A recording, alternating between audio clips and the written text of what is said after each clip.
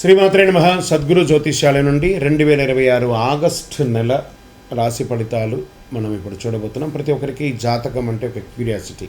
ఈ నెల నాకు ఎలా ఉంటుంది, ఆరోగ్యం బాగుంటుందా, ఉద్యోగం బాగుంటుందా, వ్యాపారం బాగుంటుందా, నాకు వివాహం అవుతుందా, ఉద్యోగం ఉంటుందా, ఉన్న ఉద్యోగం పోతుందా, లేదా విదేశాలకు వెళ్తానా, ఇన్ని సమస్యలతో ఉంటారు. ప్రతి ఒక్కరు కూడా గుర్తుపెట్టుకోండి, మేము చెప్పే ఈ జాతకం గోచార గ్రహస్థితులను దృష్టిలో పెట్టుకొని యూనివర్సల్గా చెప్పడం జరుగుతుంది. అది మీ వ్యక్తిగత జాతకానికి ఒక 30% మాత్రమే వర్తిస్తుంది. మీ యొక్క వ్యక్తిగత జాతకం తెలుసుకోవడానికి మీ పరిసర ప్రాంతాల్లో ఉన్నటువంటి గురువుని సంప్రదించి తెలుసుకోండి. లేదా మా ద్వారా జాతకం తెలుసుకోవాలి అని అనుకుంటున్నారా? కనబడుతున్నటువంటి డిస్ప్లేలో కనబడుతున్నటువంటి ఈ యొక్క నంబర్కి మీ పేరు, date of birth, time of birth, place of birth WhatsApp చేయండి. మా అడ్మిన్స్ మీకు రిప్లై ఇస్తారు. మళ్ళీ చెప్తున్నాను, జ్యోతిష్యం జాతకం అనేది పడుతున్న వర్షానికి ఒక గొడుగు మాత్రమే, కానీ జ్యోతిష్యం జీవితం కాదు. మీరు మిమ్మల్ని నమ్మండి, మీ ఇష్టదేవాన్ని నమ్మండి, కులదేవాన్ని నమ్మనండి. జ్యోతిషాస్త్రీత్యా ద్వాదశ రాశుల్లో మొదటి రాశి అయినటువంటి మేషరాశి మిత్రులారా, 2026 ఆగస్టు నెల మీకు శుభాశుభ ఫలితాలు ఎలా ఉన్నాయనంటే, శుక్రుడు కన్యారాశిలో ప్రవేశిస్తున్నారు, కుజుడు మిథున రాశిలో, బుధుడు కర్కాటక రాశిలో, రాహు కేతుడు నక్షత్ర మార్పుల కారణంగా ఆకస్మిక నిర్ణయాలు తీసుకుంటూ ఉంటారు. ఈ నెల కష్టానికి ఫలితం, తొందరపాటు నిర్ణయాలకి పరీక్ష అనే ఒక విధంగా ఉంటుంది. నెల మొదటి పక్షంలో ఆలస్యాలు, ఒత్తిడిలు కనిపించినా రెండో పక్షంలో పరిస్థితులు పూర్తిగా మీకు అనుకూలంగా మారే అవకాశం ఉంటుంది. గతంలో చేసిన శ్రమకు ఇప్పుడు గుర్తింపు లభిస్తుంది. కొత్త పరిచయాలు భవిష్యత్తులో పెద్ద అవకాశాలను ఇస్తుంది. మరి ప్రైవేటు ఉద్యోగస్తులు లేదా గవర్నమెంట్ ఉద్యోగస్తులకి ఎలా ఉంటుందని అంటే, ప్రైవేటు ఉద్యోగస్తులకి కొత్త బాధ్యతలు వస్తాయి. మీ ప్రతిభను ఉన్నతాధికారులు గుర్తిస్తారు. పదోన్నతి, బదిలీ లేదా జీతం పెంపు గురించి చర్చలు జరిగే అవకాశాలు ఉంటాయి. ఇంకా ప్రభుత్వ ఉద్యోగస్తులు సిద్ధమవుతున్న వారికి ఈ నెల మంచి అవకాశాలు కనిపిస్తున్నాయి.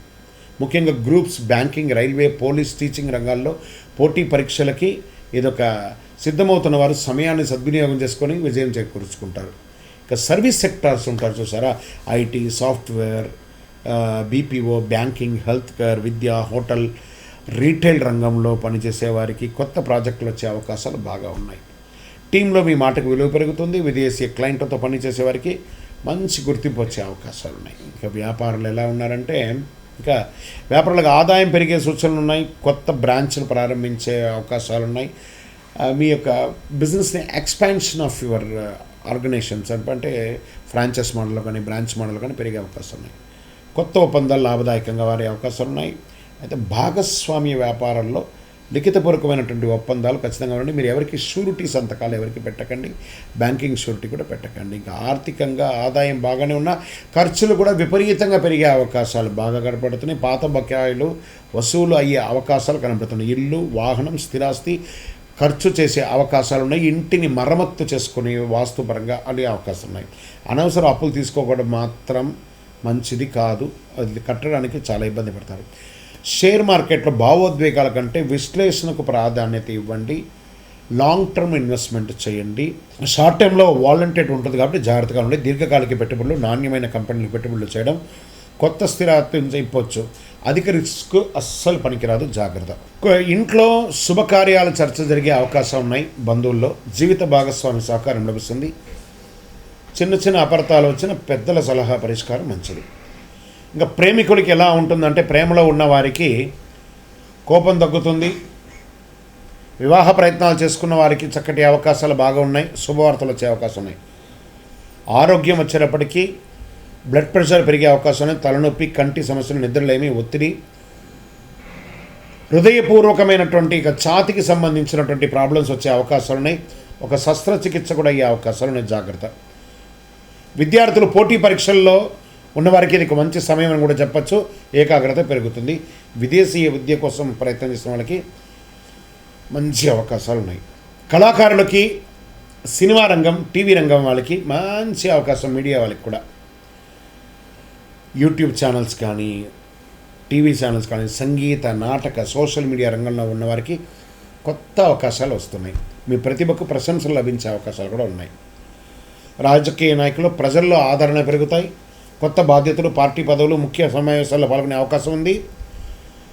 కాస్త మాటలు జాగ్రత్తగా మాట్లాడితే చాలా మంచిది. ఇంకా విదేశీయ ఉద్యోగాలు, వీసా, ఇమిగ్రేషన్, ఉన్నత విద్యకు సంబంధించిన పనులు పురోగతి కనబడుతుంది. ఆలస్యమైన ఫైళ్ళు మాస ద్వితీయంలో ముందుకెళ్లే అవకాశాలు ఉన్నాయి. పాత కోర్టు కేసుల్లో కొంత అనుకూలం కనిపించవచ్చు.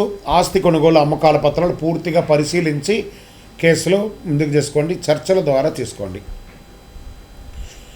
ఈ నెల మొత్తంలో తీసుకోవాల్సినటువంటి ఆరోగ్యపరమైన నిర్లక్ష్యం చేయకండి. పెద్ద మొత్తంలో అప్పు ఇవ్వకండి. కోపంతో నిర్ణయాలు తీసుకోకండి. సంతకం చేసే ముందు ఒకసారికి 2 సార్లు చదివి సంతకం పెట్టండి. ప్రతి మంగళవారం శ్రీ సుబ్రహ్మణ్య స్వామి వారిని యొక్క దర్శనం చేసుకోండి. పరిహారాల్లో ఓం అంగారకాయ నమః 108 సార్లు, ఓం సుబ్రహ్మణ్యాయ నమః 108 సార్లు సుబ్రహ్మణ్య భుజంగం పారాయణం చేయండి. నవగ్రహాల వద్ద నువ్వుల నూనె దీపం వెలిగించండి. ఎర్రటి పుష్పంతో సుబ్రహ్మణ్య స్వామికి ప్రార్థన చేయండి. కందులు, ఎర్రని కందులు, బెల్లం దానం ఇవ్వండి. ఎరుపు రంగు, కాషాయం రంగు కలిసి వస్తుంది.